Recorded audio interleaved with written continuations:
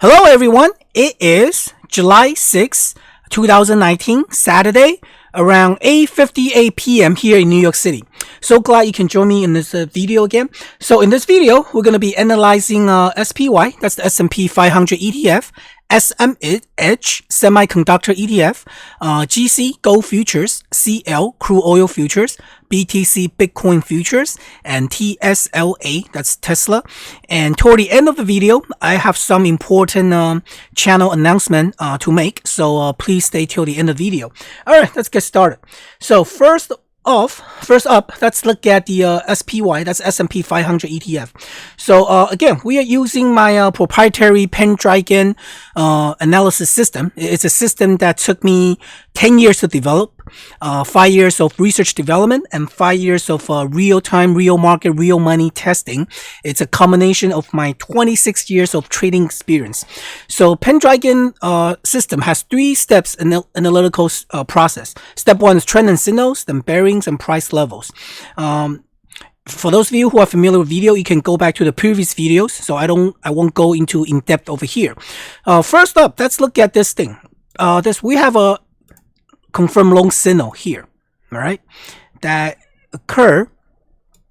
Let's see, when was that? That was that occurred on June 27th. So basically, that occurred last, I believe, was last Thursday.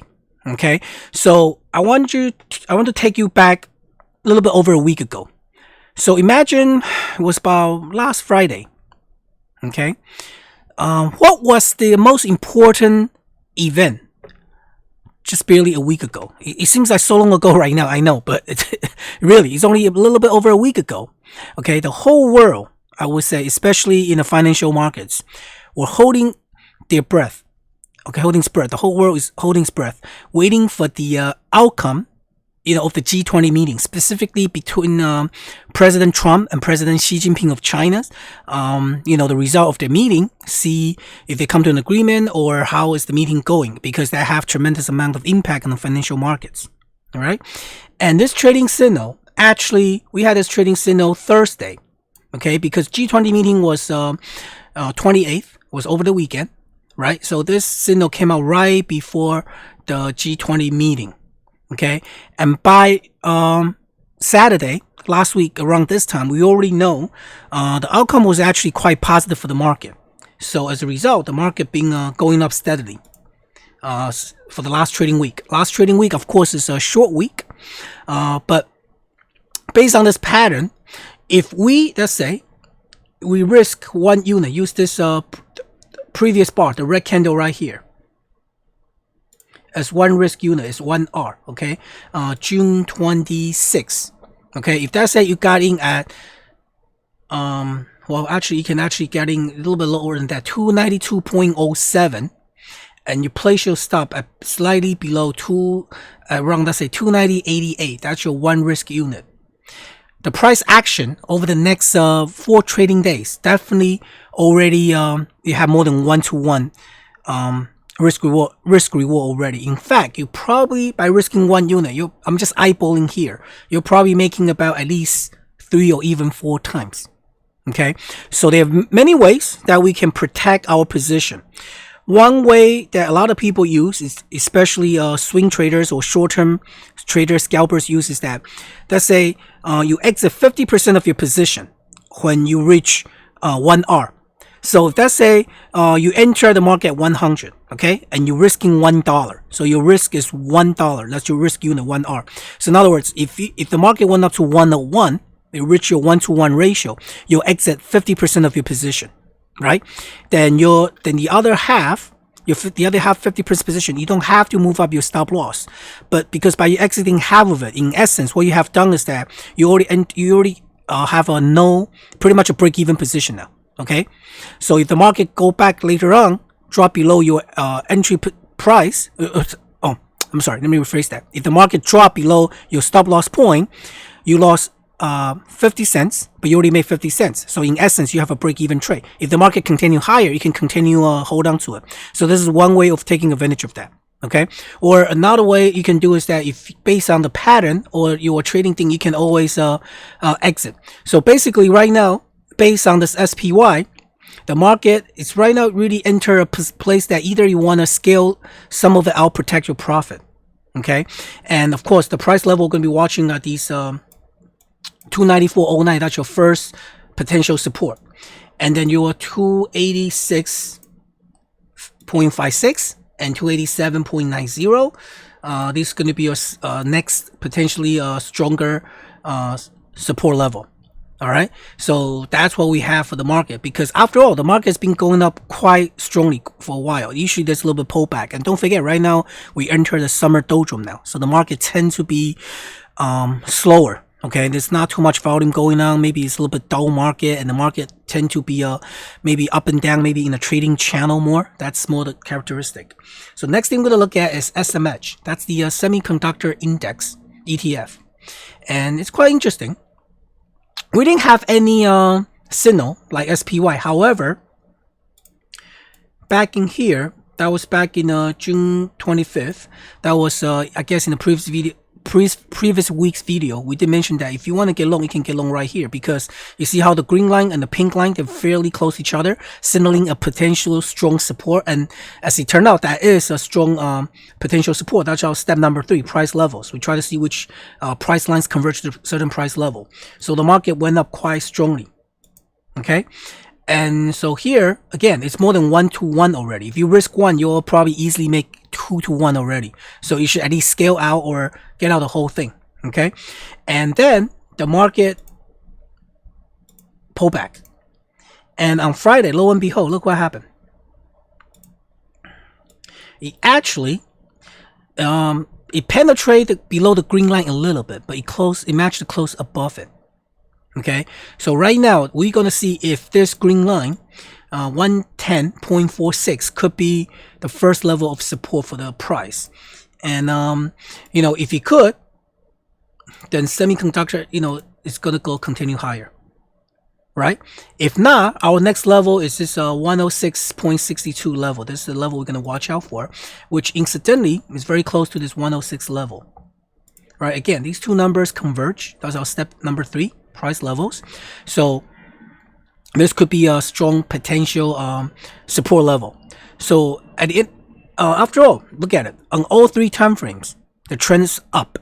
So if we take long trend to the upside, it's more to our favor. So we're looking for any excuse or any good price point to enter. This 110.46 could be a strong long position, long price level, but that's the premise is that the market have to bounce back up. If not, let's watch out for this 106.62 and the 106 level. Okay, so that's SMH. Next, let's look at GC. That's the gold futures. Now, gold is quite an interesting animal. Okay, along with SPY, I don't know if you've noticed, for the past few years, usually we have one major market moving events every maybe half year or year or so. But for the past year, I would say ever since President Trump took office, the market's been quite volatile, quite interesting. Almost sometimes every month, sometimes every week, sometimes every other day, we have some interesting news, potential market moving news happening. I mean, not all of them is due to Trump. It's just the way that the world has been shaping up, or maybe he contributed to it. But either way, that's the reality. For example, just the past week, we mentioned already the G20 of last weekend. And then on July 1st, there were some protests and violence broke out in Hong Kong. And everybody know Hong Kong is the financial center of Asia. And then I think the very next day or 2 days later, there was some kind of rumor of some kind of nuclear submarine showdowns between the US and Russia. I mean, the entire situation right now is still a little bit murky, but that was potential. That's why gold went up so much. Okay. And then, of course, last Friday, just yesterday, we had this non-farm payroll number coming out from the US. So almost every other day now, we have these potentially market moving event. So if you look at gold, let's look at daily chart. It is on the uptrend here. So if we use these lines as a guideline, you can take a long position. But right now, what's going on here, as of Friday's close, okay, it's closing between the 2 lines, and it barely, okay, it touched these Look at this. It touched the green line on the weekly time frame. Okay, it bounced up a little bit. So right now, it's really trying to challenge this price level, which is 1389.19. In fact, last week, the low was 1384.7. Okay, 1384.7. And the price level was 1389.19. So they are only off by, let me bring up my calculator here. It's only off by 4.49. Okay, so for next week, for the coming coming week and the coming few trading sessions, let's see if this support could hold. If does not hold, okay, then I honestly don't think this 1385 is gonna hold that much either, because right now it's kind of by itself. Okay, then the next one we really have to watch out for, look out for. It's right here, 1332.29 and 1337.96. So basically, that's a 1332 to 1337-ish level. Okay. Now, then again, before that, let's go a little bit too quickly. If you look at the monthly chart, we had this 1350 and 1346. So before we drop down to 1332, so maybe around 1350. So from 1346 to 1350-ish level, that could be another possible strong support. Okay. So what we want to do right now, if you look at, okay, so right now on the weekly chart, daily chart, we have an uptrend on the daily chart.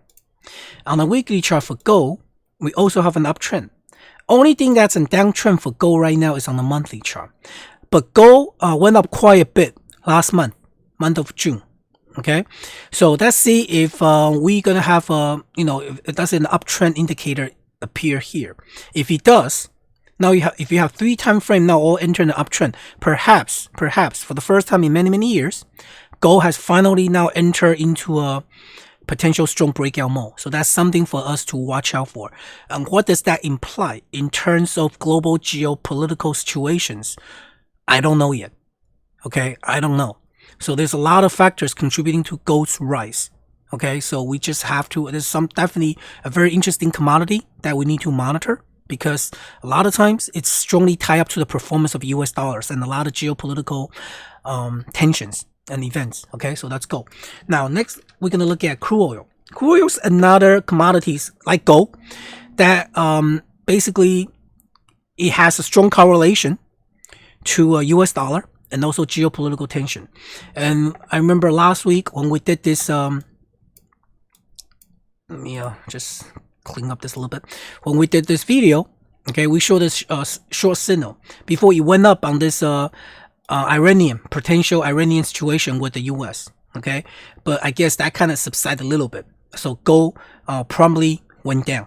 So if you see what happened last Wednesday, okay, gold touched the pink line, and if you follow the short signal from a week ago, you would definitely make money, right? Let's say you got shorted at 58.6 at the low of this bar. Let me just label it so it's easy for you to see. 58.6, and the pink line here on July the 2nd, let's see, was 56.11. Everybody see it? That's power 2 right here. Power 2, 56.11. That's the price. That's the number pink line. And the low for that day is 56.09.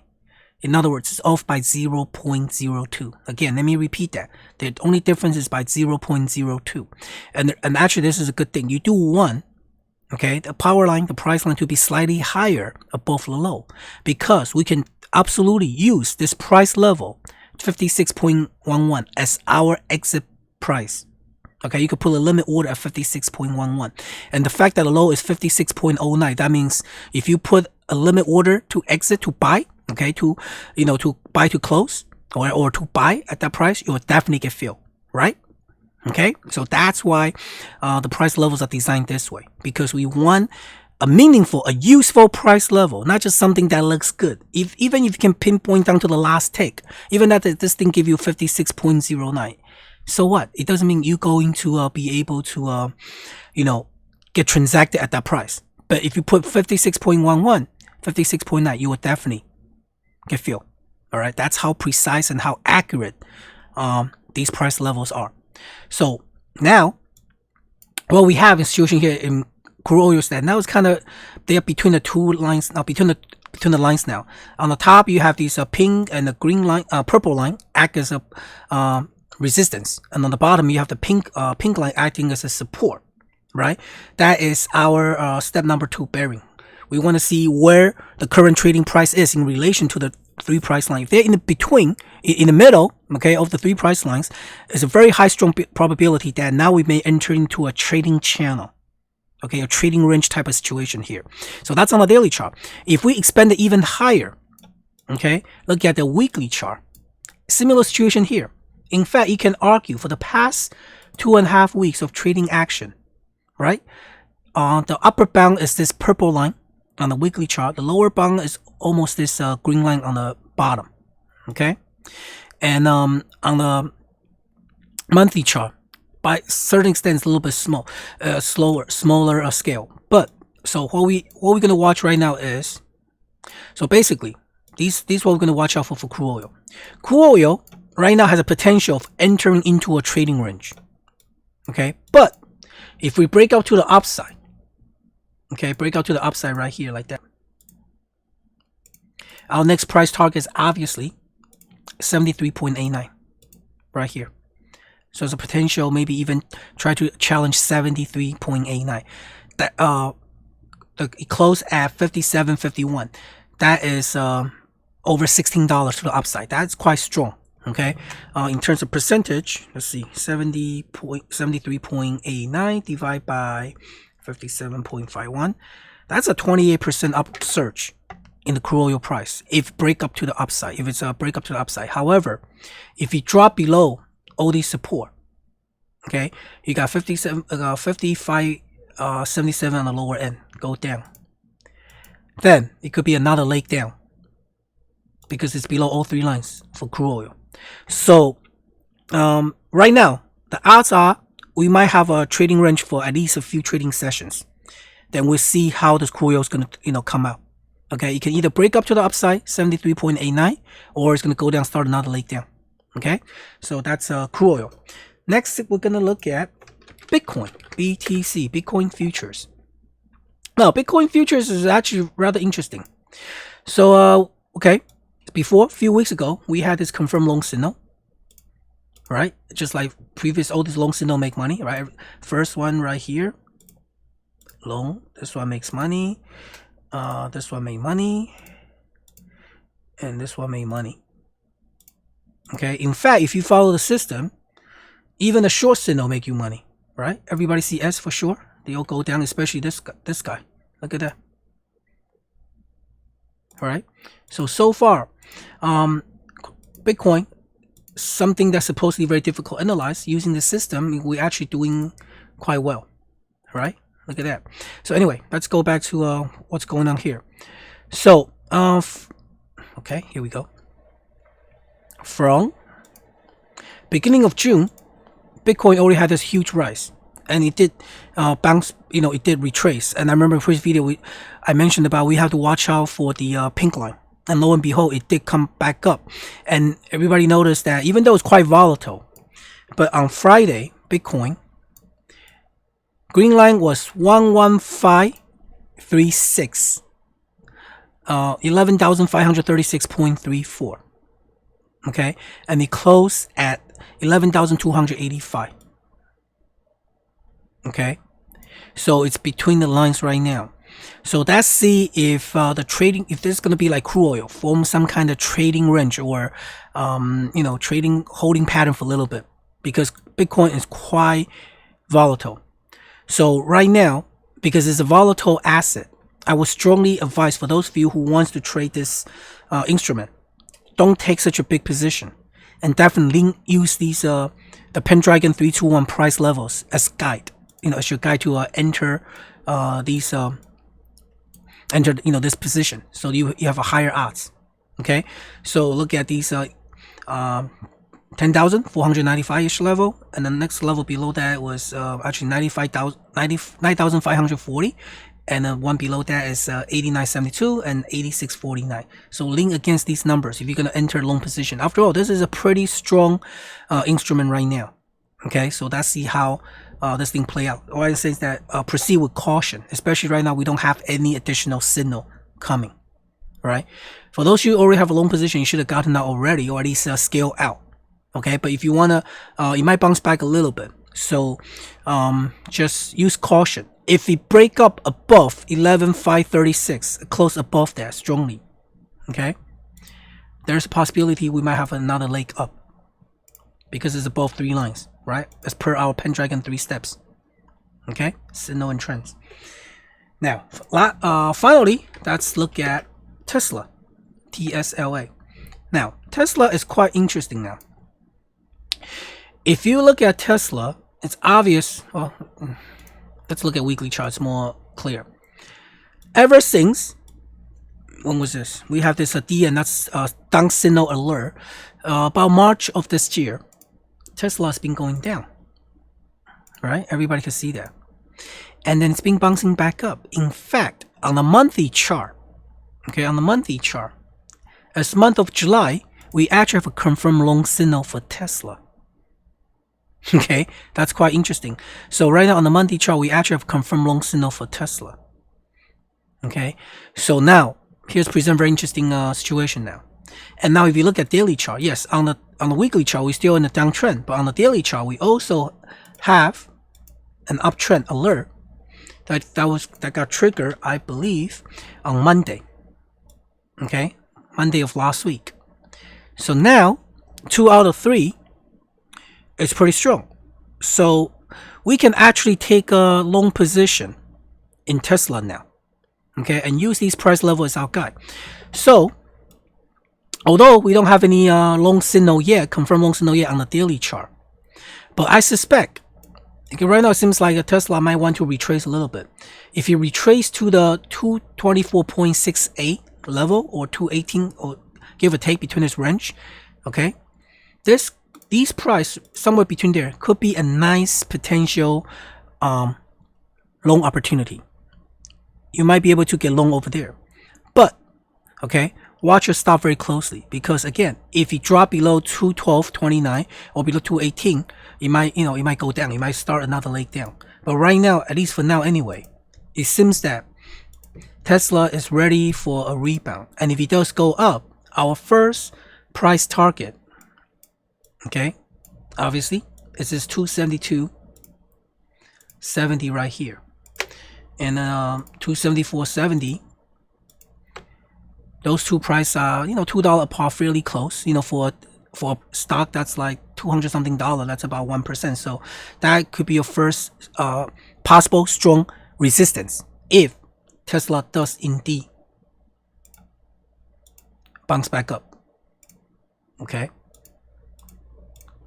All right. So that is something that we're gonna look for. Actually, before that, we had this 258 on the monthly chart. So let's see how that goes. So usually when you have a signal on the monthly chart, if this is a legitimate signal, okay, a valid signal, usually it lasts a few months. Okay. My only concern for the signal is that it comes at a lower high, meaning this signal, this price level is lower than the previous long signal. You see, so that's my slight concern.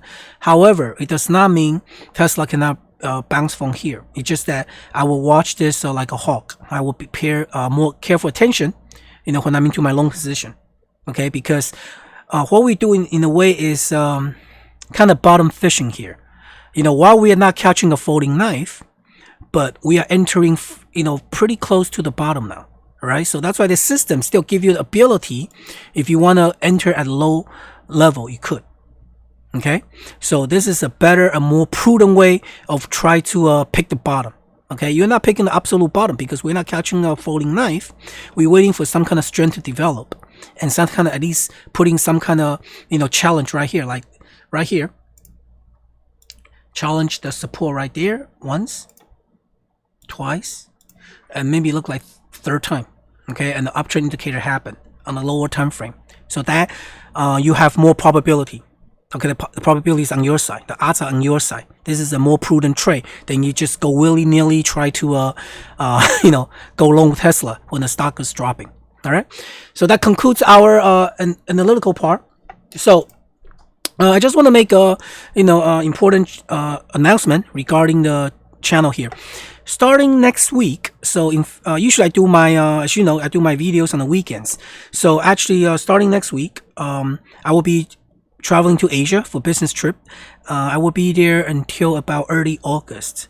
So I won't be doing any updates or posting any new videos until I come back from from my business trip in Asia. So the earliest time I will be posting new video would be, I would say, around August. Okay, so for those of you who've been supporting me all this time and my loyal viewers, just want to please make a note of that. And I hope to see you when I come back. And in the meantime, all those times that I'm not posting video, I wish you guys trade with passion and discipline. And I will see you guys soon. All right, take care and bye bye.